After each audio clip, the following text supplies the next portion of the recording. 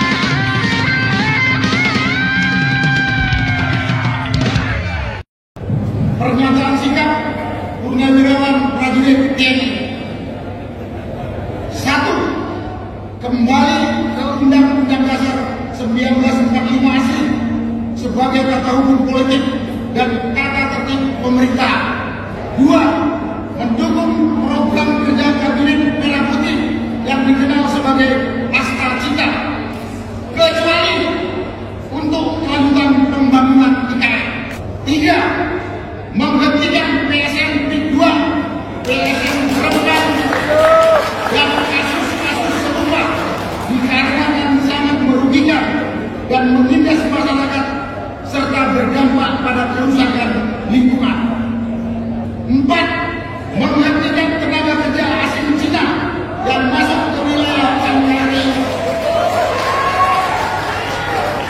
dan mengembalikan tenaga kerja asing Cina ke negara asalnya.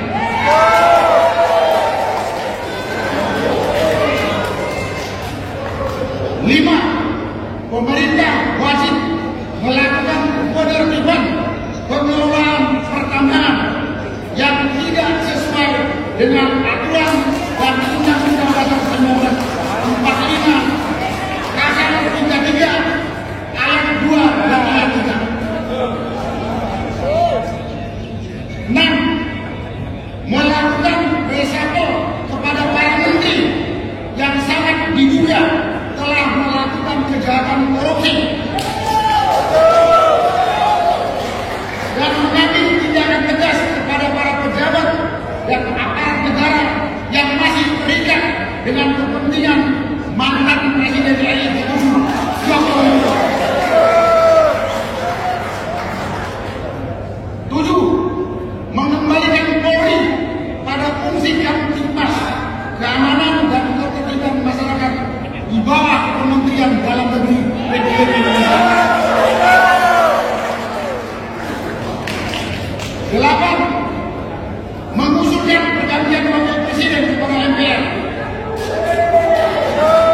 karena keputusan MK terhadap pasal 169 huruf I Undang-Undang tentang Pemilu telah melanggar hukum acara MK dan Undang-Undang Kekuasaan Kehakiman. Pernyataan ini ditandatangani oleh 103 jenderal, 73 laksamana, 65 marskal, dan 91 kolonel TNI. Naskah ini ditandatangani oleh Pak Harun Razi, Jenderal TNI Purnawirawan, Yasno Sudarso, Jenderal TNI Purnawirawan, Selamat Subianto, Laksamana TNI Purnawirawan, Hanafi Asman, Marskal TNI, dan diketahui oleh Tri Sutresno, Jenderal TNI Purnawirawan. Selesai. Terima kasih. Pernyataan sikap bersama Pepabri, LPRI, PPAD, PPAL, PPAU, PP Polri, dan Peri. 1. Wadah Purnawirawan TNI Polri yang resmi adalah Pepabri, LPRI, PPAD, PPAL, PPAU, PP Polri, dan Peri. 2. Soliditas TNI Polri merupakan jaminan bagi tetap tegaknya dan utuhnya NKRI. Oleh karena itu, diperlukan konsolidasi yang terus-menerus. 3. Purnawirawan TNI Polri walaupun sudah purna tugas, tetapi belum purna pengabdian, tetap berpedoman pada Sabta Marga, Sumpah Prajurit, dan Tribrata, sehingga Purnawirawan TNI Polri tetap setia dan taat kepada konstitusi. 4. Purnawirawan TNI Polri mendukung sepenuhnya program pemerintah sesuai dengan Asta Cita. 5. Purnawirawan TNI Polri mengajak semua lapisan masyarakat untuk bersama-sama mendukung kelancaran pembangunan nasional. Selesai. Terima kasih.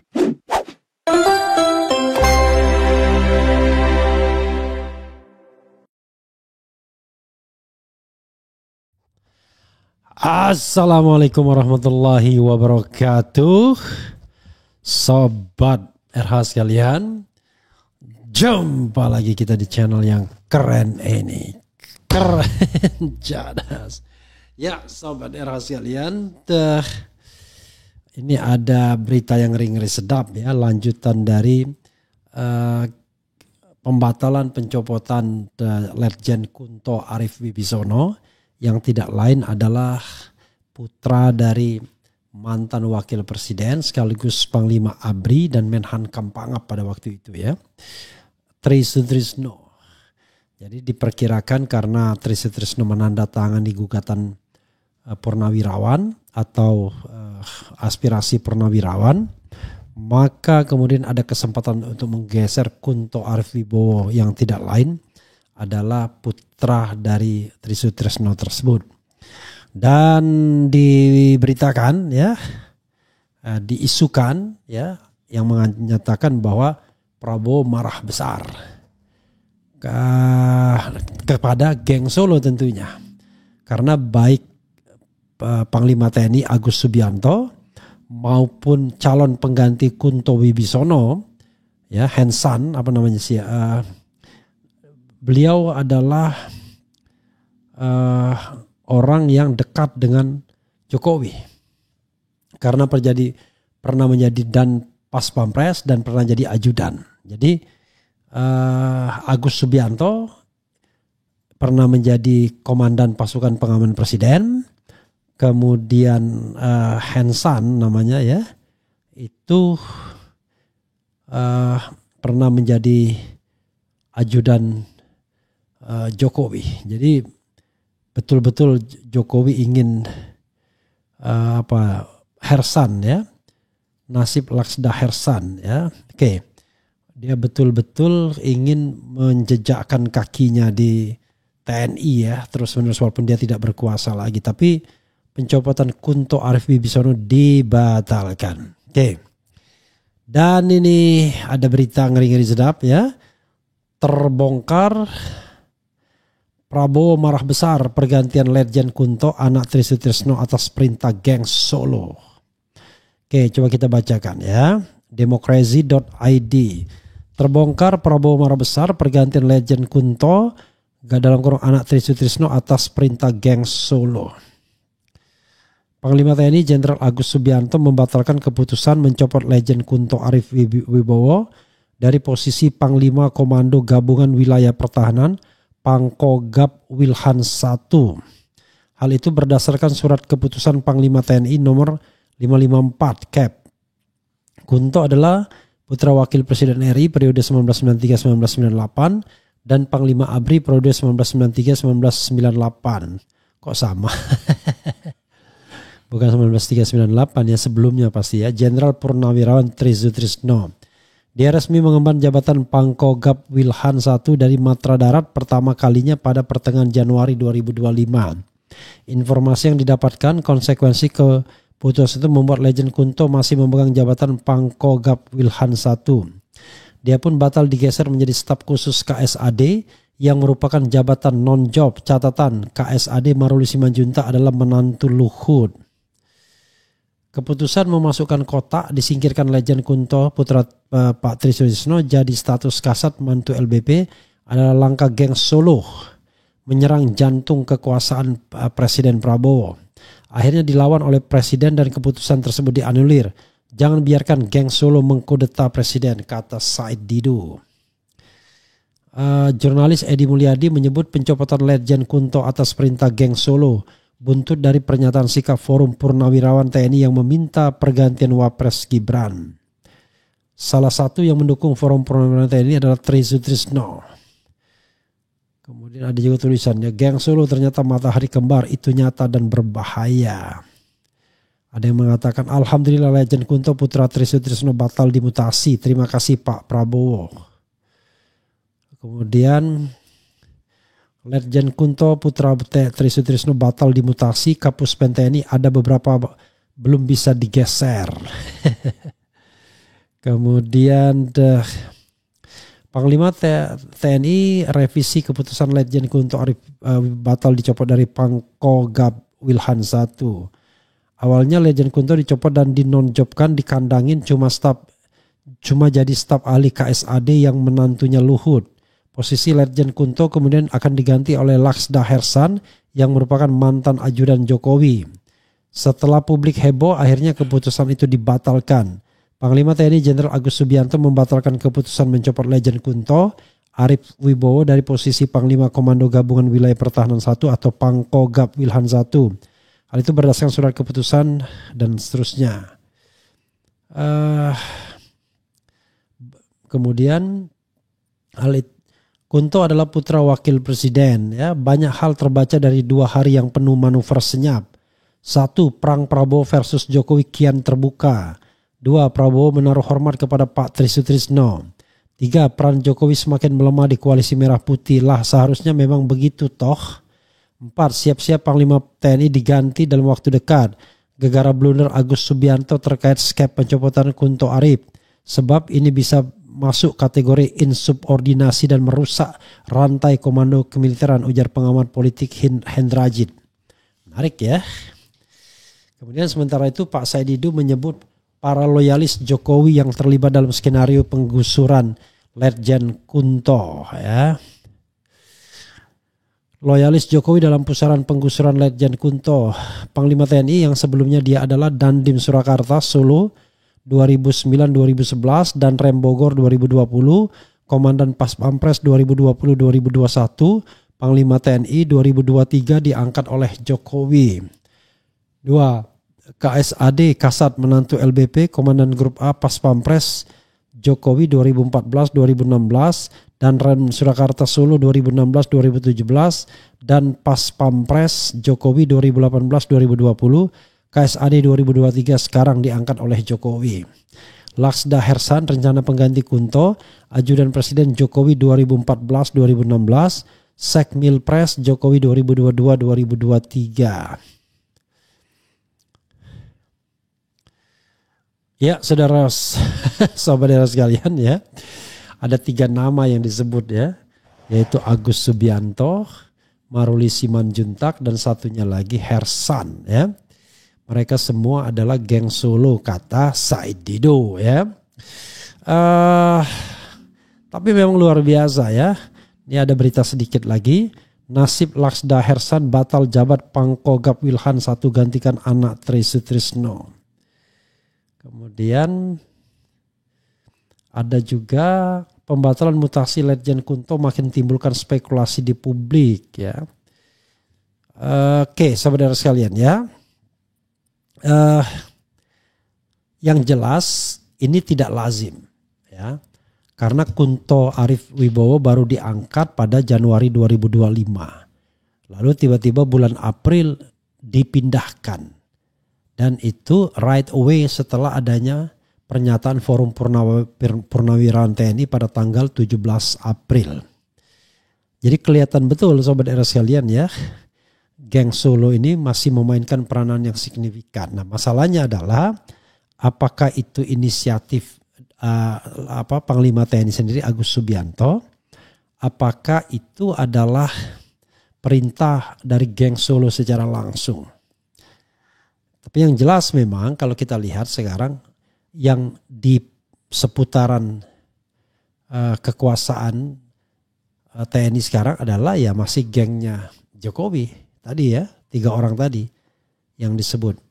1 Panglima TNI Agus Subianto, yang kedua adalah Maruli Simanjuntak, ya KSAD, dan kemudian yang ketiga tadi Laksda ya, Hersan, yang rencananya naik pangkat dan menggantikan Kunto Arief Wibowo, tetapi kemudian tidak jadi. Ada 2 fenomena ya. 1 fenomena Hasan Nasbi, 2 fenomena Kunto Arief Wibisono.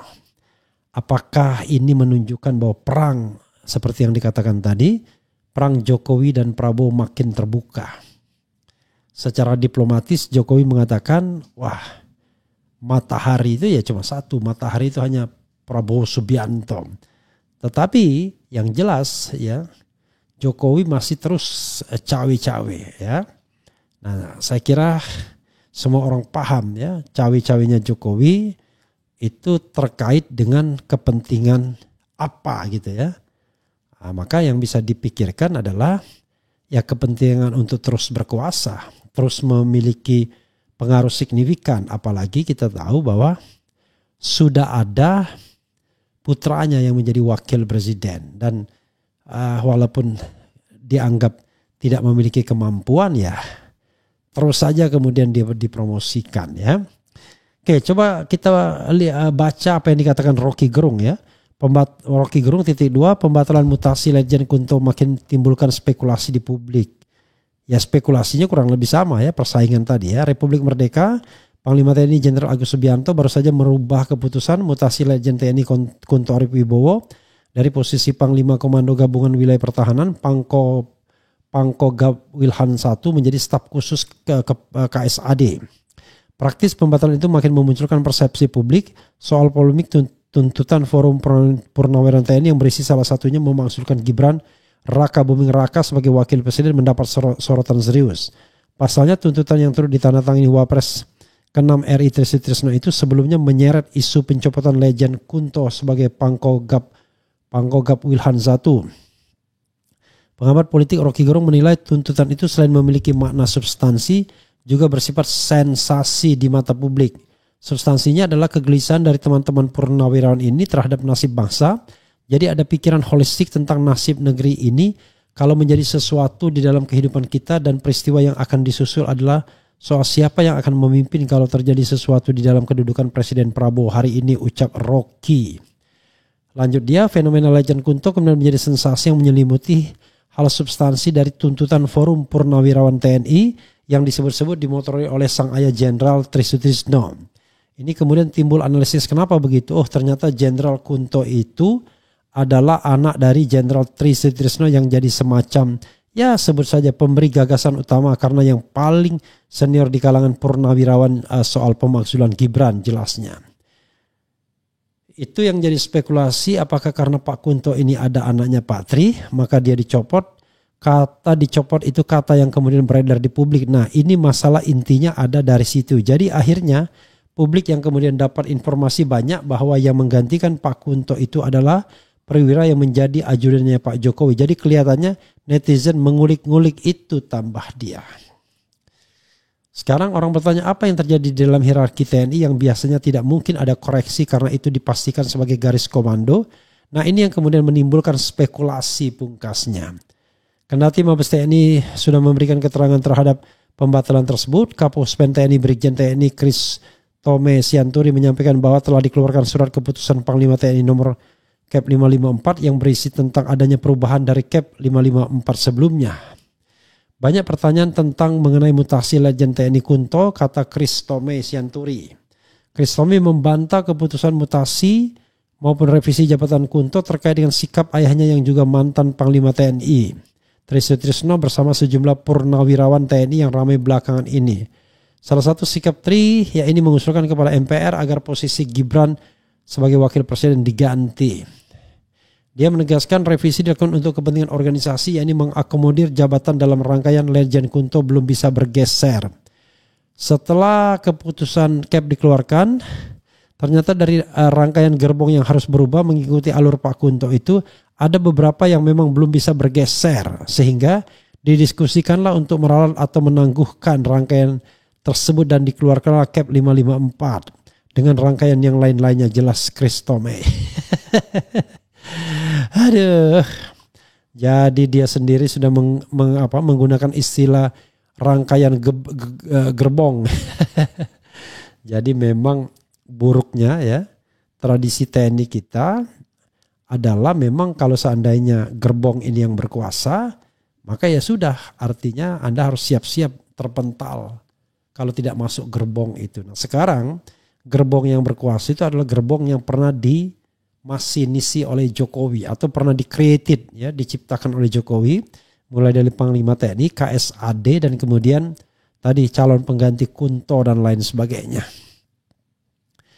Kalau politisasi TNI yang begitu memprihatinkan, tapi jangan lupa one day ya karena langkah-langkah politis lah kemudian Dudung Abdurrahman bisa menduduki posisi bintang 4. Mulai menantang Habib Rizik kan begitu. Mulai menantang Habib Rizik sampai kemudian sebelumnya terlibat dalam press conference KM50. Nah ini yang kemudian dinilai Jokowi sebagai sebuah loyalitas, sehingga itu berbuah manis dengan kenaikan pangkat yang cepat, mulai dari Maijen ya kemudian naik jadi letjen dan kemudian jadi jenderal. Begitu sobat era sekalian ya, sampai jabatan kalau tidak pensiun barangkali bisa mencapai jabatan Panglima TNI, tetapi pensiun dan kemudian Jokowi pun sudah tak adil lagi. Oke, sobat era sekalian ya, kita lihat dan kita bacakan komentar sobat era sekalian terkait dengan Prabowo marah besar ini. Karena begini ya, kenapa Prabowo marah besar ya? Begini, pastinya Prabowo tidak ingin memicu permusuhan dengan keluarga TNI. Apalagi untuk anaknya Tri Sutrisno, Jenderal Purnawirawan yang paling senior saat ini, kelahiran tahun 1930. Usianya sudah ya dihitung saja, tahun 35. Jadi usianya hampir 90 bulan November nanti kalau tidak salah. Sementara yang lainnya juniornya semua. Dan dia adalah jenderal penuh, pernah jadi Menhankam Pangap bintang 4 dan pernah menjadi wakil presiden. Jadi sudah sangat paripurna sebagai seorang yang memang memiliki karir militer baik. Kalau Prabowo kan menang presiden tetapi karir militernya berantakan walaupun kemudian bisa menggapai bintang 4 karena pemberian Jokowi.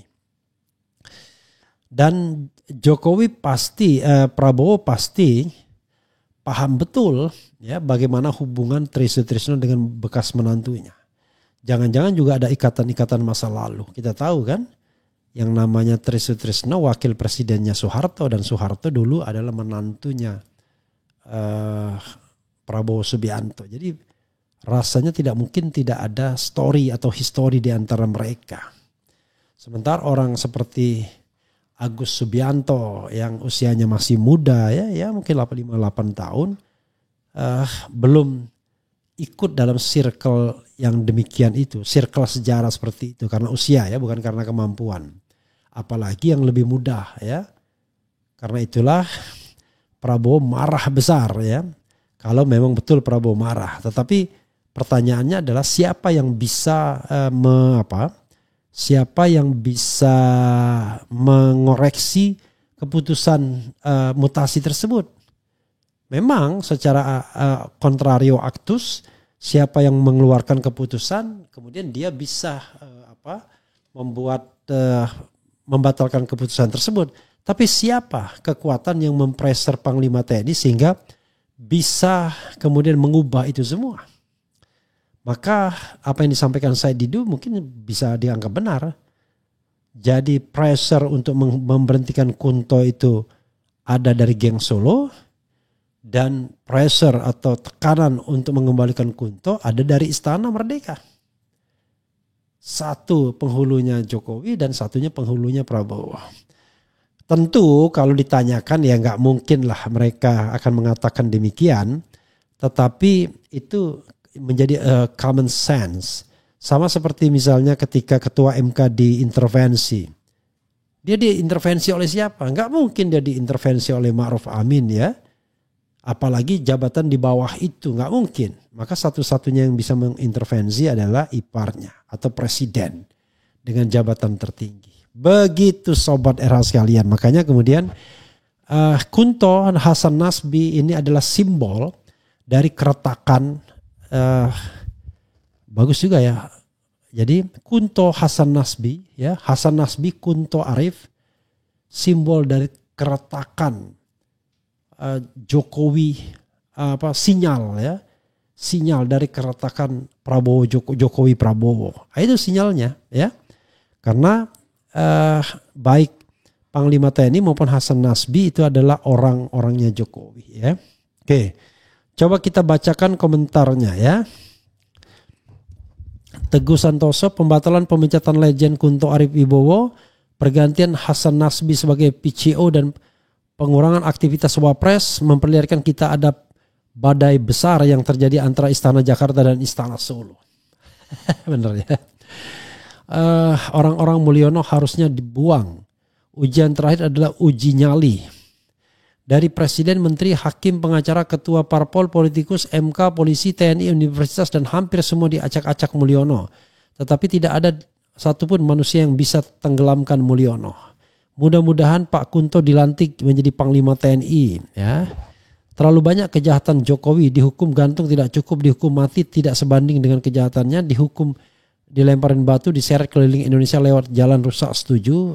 Nggak boleh begitu ya. Itu namanya menghina, tidak boleh ya. Istana Negara versus Geng Solo. Geng Solo didukung penuh oleh Geng Grip Jaya Timor Leste. Jangan pernah merasa lulus sebelum uji nyali. Jepara hadir Bang Refli. Mulyono bisa diibaratkan sebuah pohon. Kalau nggak ditebang, pohon akan semakin rimbun dan banyak rantingnya. Jenderal Kunto, anak mantan Jenderal Trisno dicopot. Kalau begitu mudah banget main copot karena perintah Geng Solo ya. Hentikan kepongahan Mulyono yang merasa jadi penguasa negeri ini. Tangkap, adili, miskinkan dan penjarakan Mulyono dan ternak-ternaknya di pulau terpencil. Merasa masih 3 periode makanya masih ikut campur urusan negara. Sebaiknya kirim ke Kutub Utara biar dimak. Oke, nggak bisa. Salam akal dan logika sehat. TNI bilang keperluan organisasi, tapi rakyat mana yang percaya? Legend Kunto dipertahankan karena TNI nggak mau jadi mainan elit politik Jokowi. Aksi mantu opung yang diusik bikin 2 gajah bertarung. Luar biasa ya. Bravo 2, alhamdulillah sukron.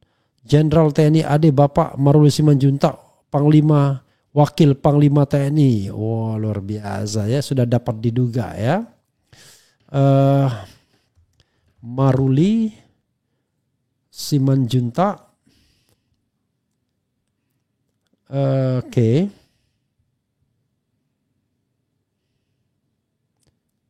Mana? Pak Maruli Simanjuntak, apakah dia kemudian akan menjadi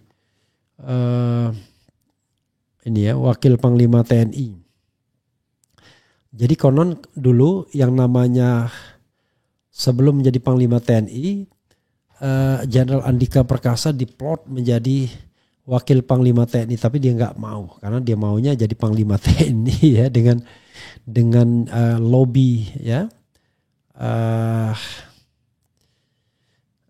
dengan lobby apa istilahnya, dengan lobby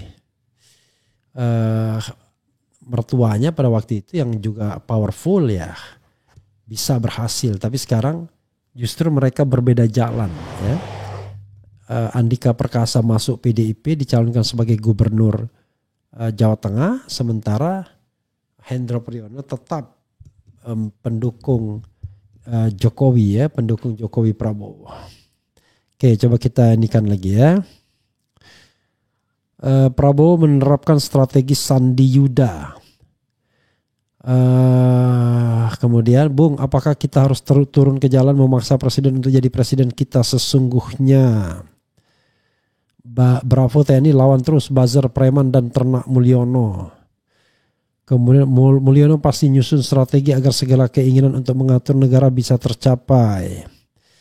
Ya, yang jelas mudah-mudahan TNI jangan diobrak-abrik ya, harus menjaga marwahnya ya sebagai sebuah tentara profesional ya. Jadi mudah-mudahan sobat era sekalian, dengan kejadian ini Prabowo sebagai Presiden Republik Indonesia makin tegas. Tapi tegas menerapkan prinsip meritokrasi, jangan prinsip nepotisme juga. Kalau prinsip nepotisme juga ya podo wae namanya. Kita bergerak dari nepotisme ke satu ke nepotisme yang lain. Yang kita ingin bergerak itu adalah dari nepotisme ke prinsip meritokrasi. Itu yang paling benar sobat era sekalian.